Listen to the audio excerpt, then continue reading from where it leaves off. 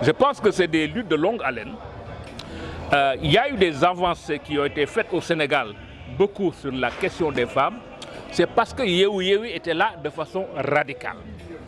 Parce que si tu n'as pas de position radicale, tu n'as pas de base de négociation pour avoir des compromis. Si tu viens mollement, tu n'auras rien. Le pouvoir, c'est ça.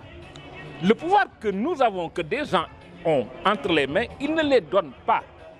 Il leur faut être dans l'obligation dos au mur pour les donner.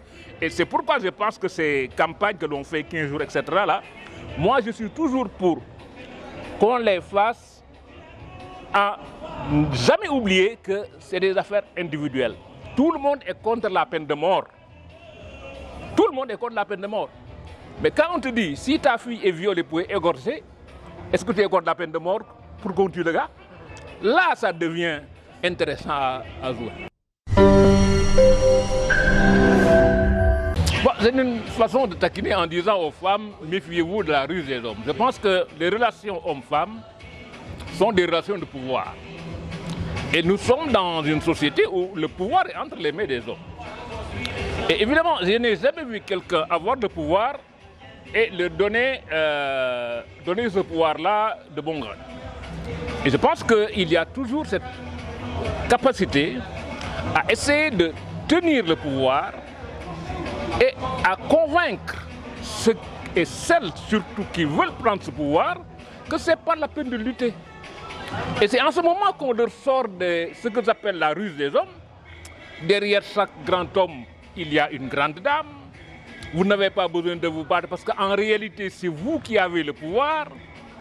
On leur explique que le pouvoir, c'est entre les mains des femmes, etc., etc. Je pense que chaque fois qu'on le dit, je vois les femmes qui applaudissent et qui sont contentes d'entendre ce discours-là. Alors que ce discours-là, c'est justement un discours d'inhibition pour les obliger à ne pas se battre pour avoir le pouvoir.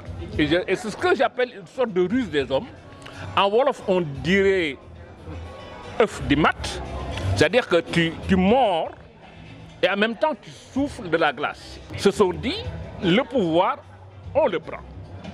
On ne le prend pas de façon violente, mais on le prend par notre capacité intellectuelle, on le prend par notre savoir-faire, on le prend par notre engagement, on le prend par notre liberté, on le prend par notre impact, etc., etc. Mais on ne se met pas là en se contentant de dire nous sommes les grandes dames derrière le grand homme qui est le mari ou qui est l'oncle ou qui est le cousin. Moi, je n'ai que des sœurs. Et mes sœurs m'ont donné d'adorables nièces. Et je suis connu pour quelqu'un qui ne vit que pour ses nièces, pratiquement. Et je pense que et ma femme et mes nièces sont des femmes qui doivent s'épanouir intégralement.